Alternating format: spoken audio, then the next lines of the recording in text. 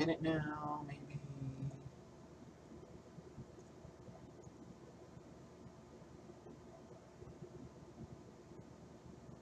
Okay, that's using my mic.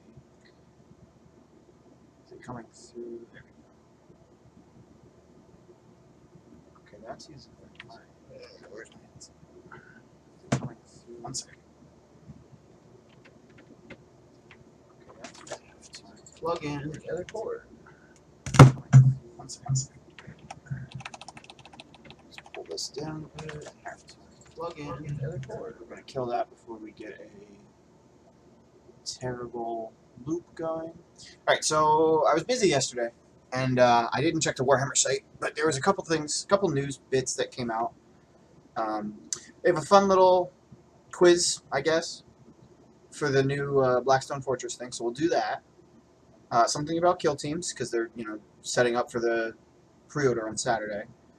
Beyond the novels, Siege of Terra, Horus Heresy, so if you're reading 30K, pretty cool. And something about Guard. We're gonna look through it. I haven't read any of this. I don't know what it's about. So first thing we'll do is this, because it was the first thing. Let's see. Warhammer Quest Blackstone Fortress Escalation. That's a hell of a name. Adds 5 new explorers to the game, but which one are you? Take our quiz to find out. Alright. How do you prefer to slay your enemies? A. In a hail of bullets fired from a pair of negotiator pistols. B. With optimized attacks from Omnissiah blessed weaponry. C. Tearing them apart with the power of the Immaterium. D. Cutting down the heretics with a power sword. Or E. Beep boop. I think we're going to have to go with beep boop. Who is your hero? Suave rogue trader Janice Drake. Let's click that, see what the heck that is. Oh, okay, it just goes to a book. Oh, it's a link to the Blackstone Fortress book. Okay, that's fine. Belisarius Call. That's a tech priest, I guess. I'm sorry, that's Archmagos Dominus Belisarius Call. I apologize. The Emperor, Cardinals Crimson, beep boop. The Emperor, obviously. Come on now. What inspires you? Killing 3 hostiles with a single volley of your dual negotiator pistols. I'm feeling a theme on that one. Using your Omniscan multiple times. All 5 of your Destiny dice showing different numbers. Making 3 success or critical success defense rolls in a single turn against attacks made by hostiles from the same group. Or beep boop. Beep boop. That was a tough choice. Why would you go to the Blackstone Fortress? To obtain the most potent of weapons, in the name of humanity, of course. To sift through piles of ancient... I don't know how to say the word. Detritus? I don't know. Garbage, essentially. I know the word, I just don't know how to say it. And identify the choicest pieces of archaeotech. To prevent a future in which the fortress has wrought untold destruction across the galaxy. To bring a manifestation of the Emperor's wrath into being. Beep boop. We're going to go with D this time, because we're definitely going to bring a manifestation of the Emperor's wrath into being. Sounds like a good time. What is your greatest talent? A. Being able to ignore cover thanks to my Servo Skull targeting network. Being able to designate a target to make it easier to hit for me and my fellow explorers. Being able to psychically boost other members of my expedition. Providing a shield wall that protects my fellow explorers. Or beep boop. We're going to go with beep boop again. So that's going to put us at mostly E, which means we are X-101. You are Servitor X-101. Outfitted for salvage duties, you were mysteriously discovered on board the Blackstone Fortress, the only member of your exploration party that survived. Totally unrelated to your presence. Probably. That's a fun little thing. I mean, it's obvious, but, it's cool that they're doing something other than just like, hey, buy the product. So that was interesting. The next thing is forging your kill teams. I'm excited for this. I'm hoping this is something cool.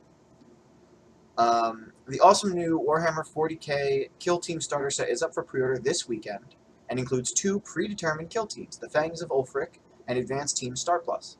However, these models and even the kill teams themselves are just the start of the possibilities available to you. Today we're investigating how you can take your Adeptus Astartes and Tau Empire kill teams to the next level. So here they got the starter set thing again. So how can we develop the kill teams? How can we develop the Fangs of Ulfric? So the Fangs of Ulfric comprise 5 Reavers. Click that. Primaris Reavers. They look kind of cool. They're among the best all-rounders in the game thanks to their solid profiles, abilities, and war gear options. Their grapnel launchers in particular are fantastic for circumnavigating dense terrain, enabling you to outmaneuver all but the most agile kill teams. Who are they going to give us? Harlequin troop. Harlequins are cool. I like Harlequins. Blah, blah, blah. So, they offer a couple different things here it's 1, 2, 3, 4 different things you can do to spice up your kill team. First thing you can do is get an armor-piercing headhunter. So if you're going up against a heavily armored faction, such as the Heretic Astartes or Necrons, you can either just shoot a whole bunch at them, or hit them a whole bunch with your blades, but bringing in an Intercessor Sergeant with a power sword, so one of these guys, I'm assuming, is going to be a good shot. Because then he'll give you 3 attacks, or 4 if you make him a combat specialist, which you totally should, according to GW. They get an AP, which I assume is armor pierce, of -3. Might be something else. I don't know what the heck that would be. There are a few enemies that can stand up to that, but if they're especially tough, you can always use Angel of Death for a bonus attack against them. So this is a Adeptus Astartes tactic.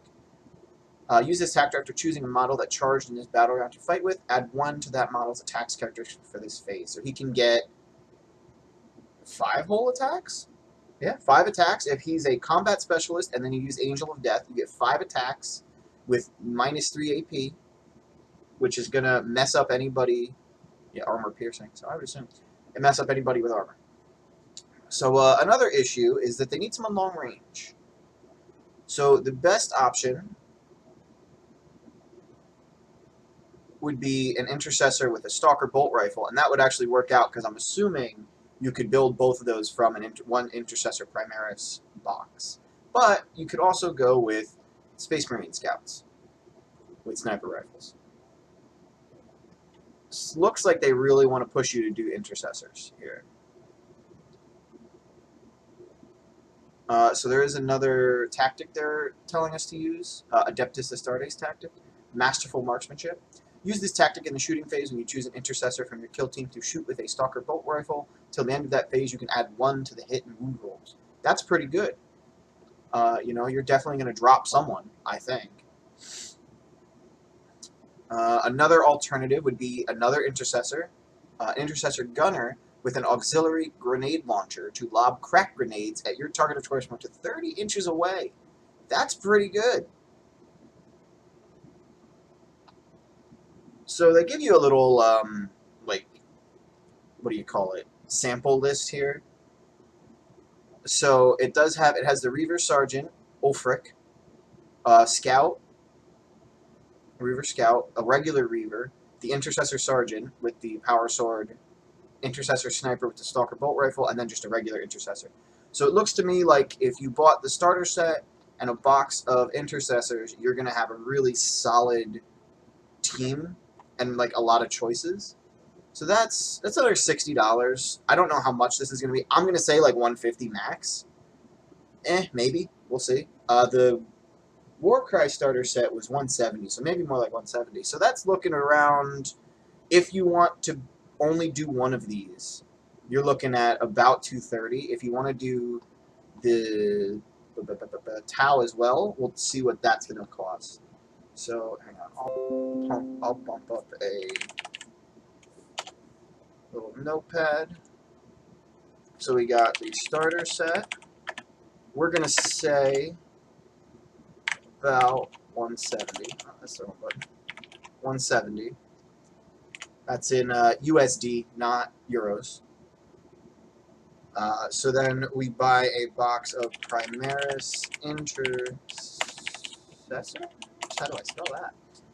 And that is going to run you about $60. You can always go in on Amazon and stuff. Where's the button? So then we have the Tau something. So they also suggest that you should get the Kill Team Commanders expansion, because of course they do. For powerful oh my goodness. This adds 4 powerful Primaris commanders in the form of Captain, Lieutenant, Chaplain, and Librarian. Not only are they all hardy and incredibly capable warriors, they can use handy aura tactics, or in the case of the Primaris Librarian, psychic powers, excuse me, to substantially augment the other warriors in your kill team. So we have the Primaris Captain's Rites of Battle here, which is an Adeptus Astartes Primaris Captain aura tactic. Use this tactic at the start of the shooting phase. If your kill team includes a Primaris Captain, that model gains the following aura ability until the end of the battle round. As long as this model is not shaken, you can reroll hit rolls of 1 for friendly models within 6 inches of this model. That's pretty good, straight up rerolling ones. So that's a pretty solid one. And then out commanders, obviously I would say don't really worry about the last two. You really only need to look at the armor-piercing headhunter, long-range sniper. Those are like going to be the 2 weaknesses. I'm getting a bunch of text. Those are going to be the 2 weaknesses of your Reaver Fangs of Ulfric. Fangs of Ulfric. Reavers Fangs of Ulfric.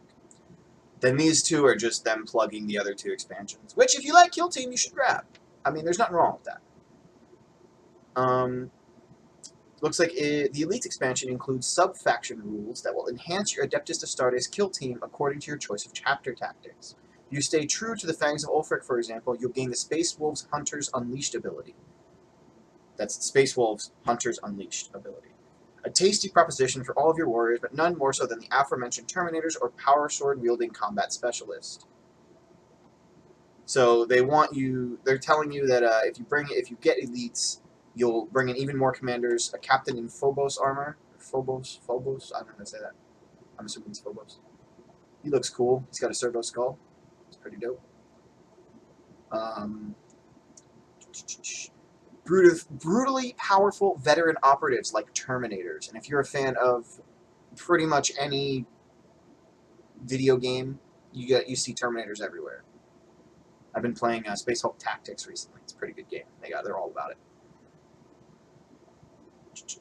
For example, charging down the middle of the battlefield with a 9 invincible Terminator equipped with a Thunder Hammer and Storm Shield.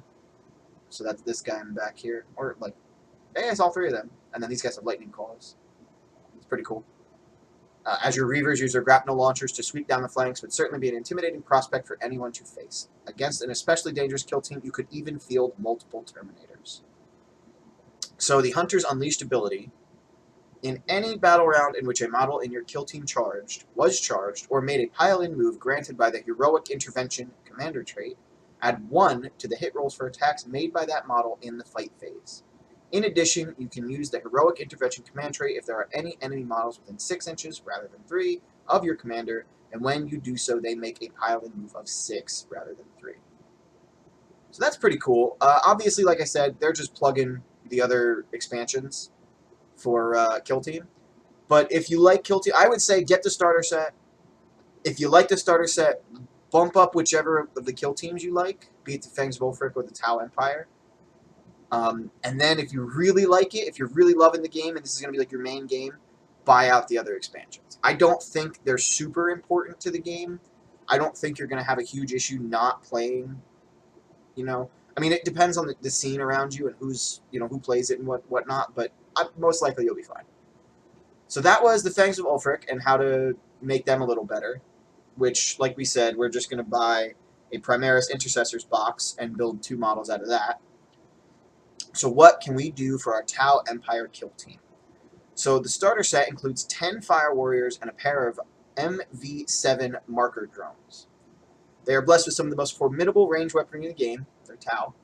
The Fire Cast may eschew melee combat where possible, but they more than make up for this with the murderously powerful short-range pulse blasters of their Fire Warrior Breachers.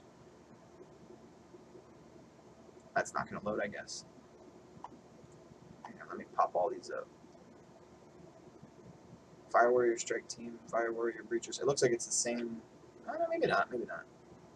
There's they're very little. Like if you look at it, if I leave it up here, you can see that it changes right down here. So I don't know if you can build both of those, or if they're just saying like, "Hey, buy the Breacher team too." Who knows? And then yeah, it's the same thing. Okay. How can you reinforce such a well-equipped kill team? One of the most efficient ways of securing battlefield dominance, and the Tau Empire are all about efficiency, is to eliminate the greatest threats to your own warriors. Marker lights enable you to pick out a single enemy for ruthless obliteration by augmenting the accuracy of any models who target it. Fortunately, you can readily get your hands on marker lights by fielding MV7 marker drones or Pathfinders. Let's click those. Simply light up your biggest threat. Simply light up your biggest threat, then fire at them with every gun at your disposal until they're little more than a bad memory. So right here it has the marker light table. I'll pop this up in another thing so we can see it a little better. So I guess how this works is you choose to put a marker light down, and then if you put 1, 2, 3, 4 or more, you get different benefits. So you get rerolling hit rolls of 1 for attacks that target a model that has 1 marker light on it. You add 1 to hit rolls for attacks that target this model if it is obscured, if 2 marker lights are on it. And 3 marker lights gives you models attacking this model do not suffer the penalty for moving and firing heavy weapons or advancing and firing assault weapons. And if you put 4 or more, you add 1 to hit rolls for attacks that target this model. So I'm assuming those stack, because it kind of seems silly that they wouldn't. But at the same time, maybe they don't. If you play Kill Team, you would know this better than I would. But, I mean, it looks like a pretty easy way to get a bunch of bonuses that may or may not be a huge deal. Because, I mean, like, if you got somebody hiding behind stuff, you know, obscured, good, drop 2 marker lights on them. If you got heavy weapons or you're trying to advance and fire, drop 3. If you want to just straight up get good hit rolls, just drop 4 more. So this is the Pathfinder team, which comes with 3 drones, it looks like. 10 Pathfinders in this kit. They can be built in a variety of ways. Different leg options for kneeling, crouching, or standing. Different head options. Blah, blah, blah, blah, blah. An enormous recon drone, which can be mounted on a Devilfish tank, which is not included, which comes armed with a burst cannon. It also features a pulse accelerator drone, and grav inhibitor drone. Interesting. So you can see all the different drones here. So that's kind of cool. I mean, I don't know why they're telling you to pick up Pathfinders, or like a Pathfinder strike team, when you're going to be getting 2 MV7 marker drones in the thing, but maybe you just need more. If you want supreme maneuverability, and who doesn't, the XV-25 Stealth Battlesuit is what you're looking for. This is cool. And look, it comes with, is that 2 drones? No, it looks like this is just some kind of weird piece of, what do you call it, terrain, almost. But you get 3 battle suits, $30. It's not bad for a typical, you know, Warhammer thing. Probably get it for like 20 on Amazon. It can casually drift over intervening terrain like it wasn't even there before mercilessly gunning down any enemy skulking behind cover with its burst cannon. It has camouflage fields to confound enemy fire. As they're saying, if you need an assassin to eliminate an especially dangerous enemy, tag them with marker lights as mentioned above, then let rip with a stealth suit equipped with a fusion blaster to all but guarantee their demise. After all, it's primarily an anti-tank weapon. What other game, what other system is telling you, hey, those little skirmish games with a couple dudes, bring an anti-tank weapon? That's kind of crazy. So right here we have the fusion blaster. It's got a whole bunch of stats here that I don't understand, but I can tell that's damage, D6. That can be up to 6 damage on a single hit. That's pretty crazy. And if you're within half range of this weapon, which I'm assuming that means if you're within 9 inches, you roll 2 dice instead of 1 for your D6, so you're definitely going to be getting a good roll on that. That looks like a really good thing. Alright, so the 2 things they're telling you to try to buy is the battle suits and the Pathfinders. I'm not sold on the Pathfinders, but maybe I'm crazy. So, it looks like they want you to bring your leader, which is Ditano, Breacher, Shashui, I cannot say these names. But this updated list, which is 99 points, they say. Alright, maybe this is why you'd bring the Pathfinders. They're 6 points apiece. That's some cheap marker lights right there. That's some cheap marker lights. That's 6 points a pop. I'm assuming they're going to explode the second anybody gets near them. But hey, you just use them to drop marker lights. So this list will give you 1, 2, 3, 4, 5 marker lights to use. So that's gonna. I think that's a bit much. Especially, like, honestly, I'd probably. I don't know. I don't know anything about kill teams, so I can't really say what I would do. Why is this random person 25 points? Oh, because that's the stealth suit right there. I was like, everybody else, even the leader, is 8 points. These guys are 6 points. This guy's 25 because it's the stealth suit. He's got the fusion blaster target lock. Drop some marker lights on him and blow him up with the fusion blaster. You're going to be dropping people every turn.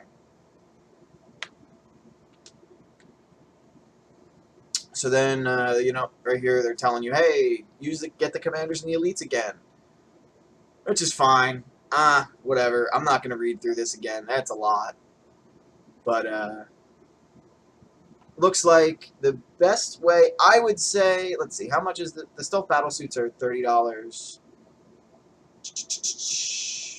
Can I get these drones? No, I have to. I'd have to buy that. Where's the Pathfinders? There we go.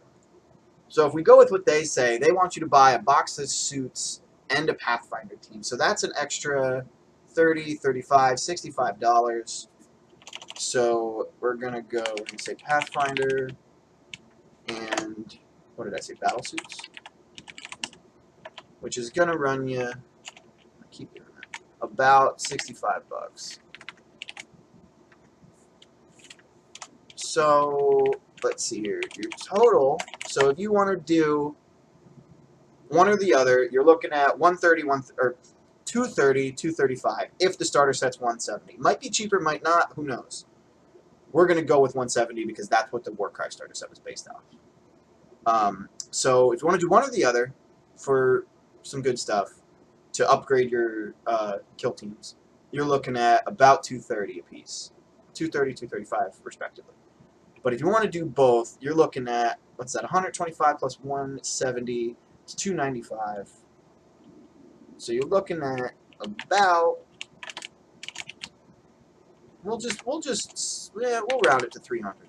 So if you want to get the starter set, which comes with the 6 pieces of terrain, the 2 kill teams, an extra box of Primaris, that's what the starter set comes with. Then you get an extra box of Primaris Intercessors, a box of Pathfinders, and a box of battle suits to bump up the other kill teams, so you got more choices and more stuff to build.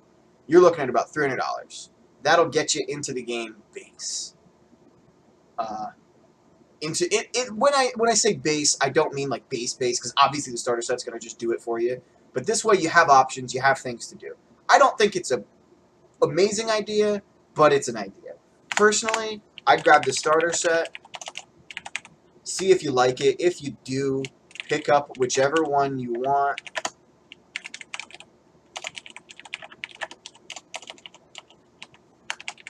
Because I would say play both sides. So pick up your starter set, play both sides. Then you're going to pick up Primaris or Pathfinders and battle suits. Kind of bump up your kill team experience a bit. Then if you're really liking it,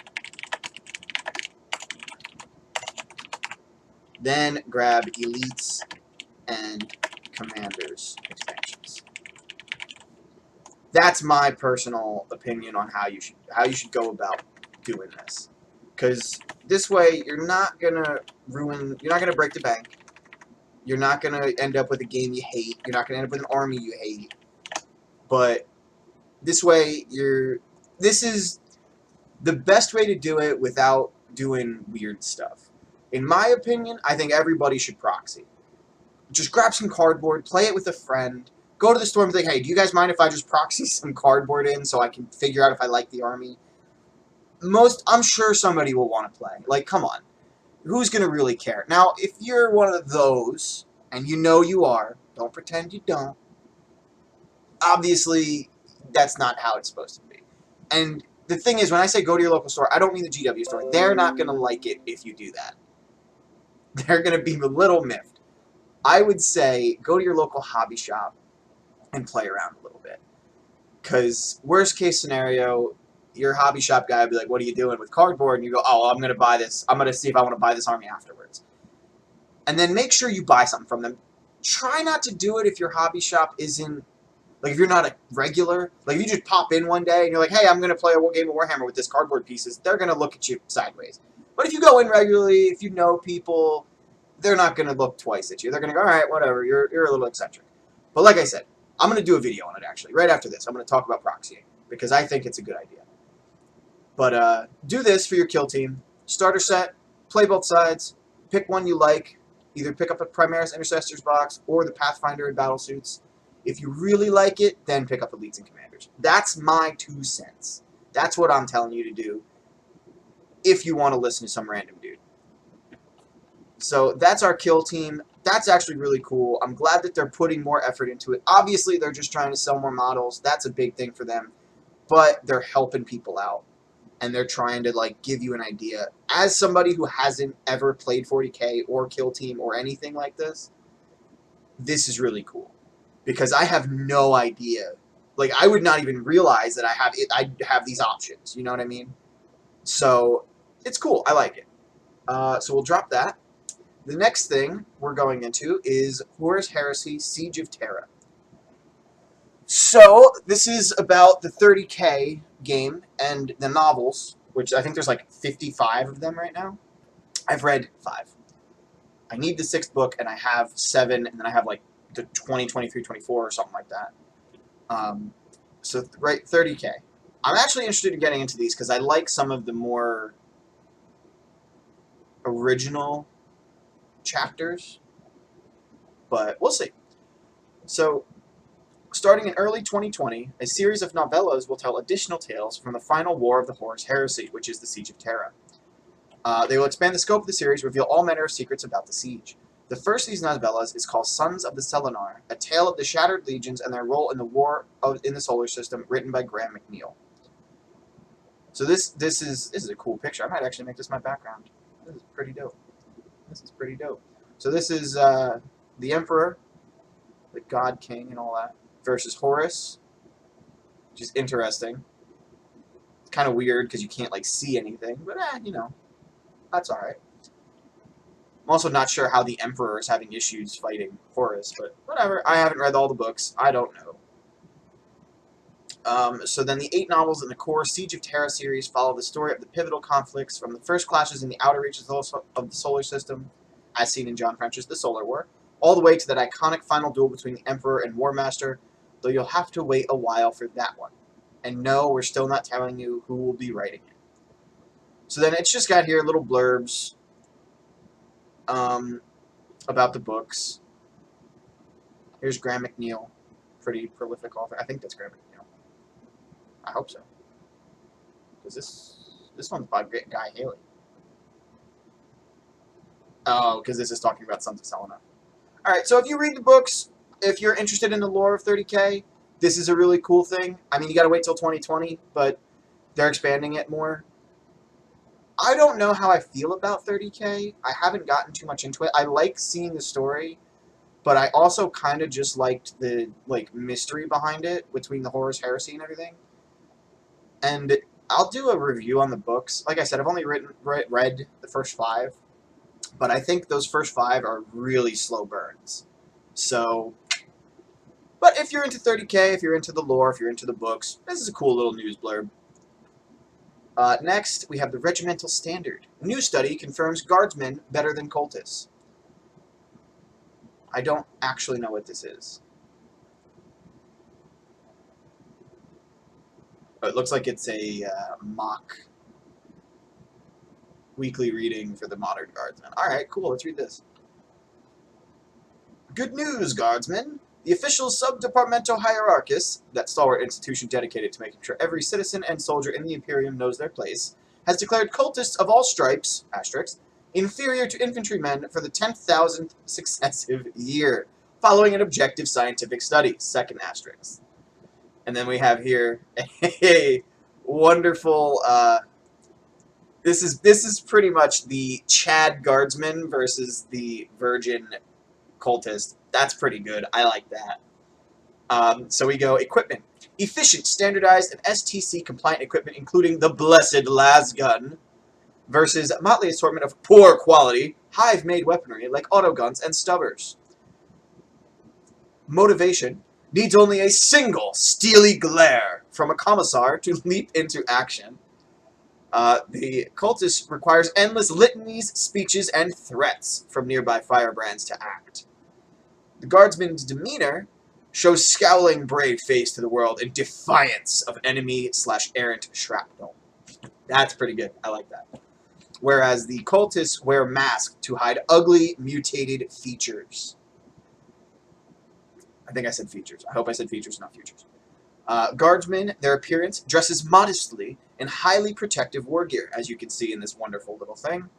The cultist dresses in a vain and unruly fashion, foolishly forsaking a shirt. That's pretty good. I like that. I do. I like that a lot. That's pretty solid. So what does this mean for you? Well, for one, you are permitted to sneer at any cultist without restriction. That's pretty cool.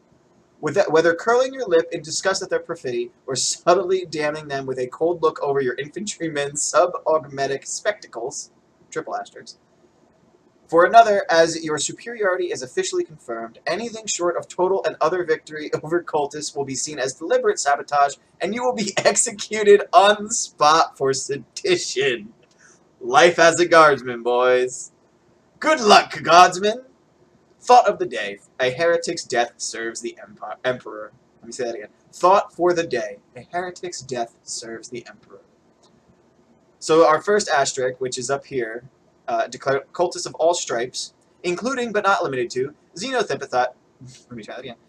sympathizers and fraternizers, anarchists, secessionists, recidivists, I don't know how to say that right, redacted, and those who worship those whose worship of the I'm losing it. Hang on, let me.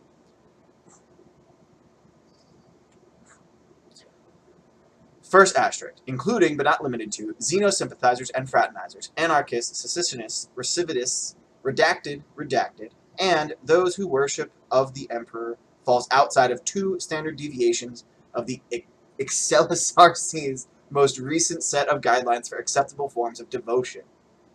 So if you do any of those things, or you're just not quite praising the emperor correctly, you're a cultist. You're a bad person.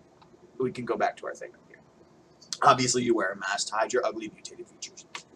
Our second asterisk, which is right here, objective scientific study. 100 captive cultists were asked to declare their inferiority to 100 guardsmen, though 100 guardsmen were then permitted to open fire once results were deemed adequate.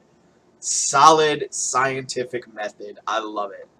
So our third, where is it? Our third asterisk is right here, subaugmetic spectacles. I'm losing it, guys.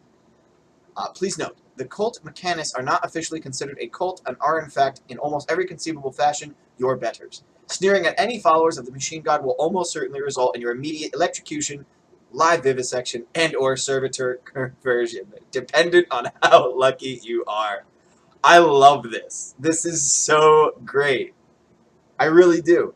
This is the stuff that puts Warhammer in another place. Because, not everybody's going to put this much effort into stuff. This is just a random weekly thing they drop. They have this Chad versus Virgin meme going on. This is good, dude. This is great. Guardsmen are some of my favorite guys to make fun of, and I love the dark, gritty realism that comes out of their lives, essentially. I love it. This is great. So that one is going to be our last bit. Let's check the homepage again, see if they dropped anything for today. Nope, not yet. So like I said, I will do another video later that is about today's news, if there is any. Until then, have a good one, guys. Thanks for watching.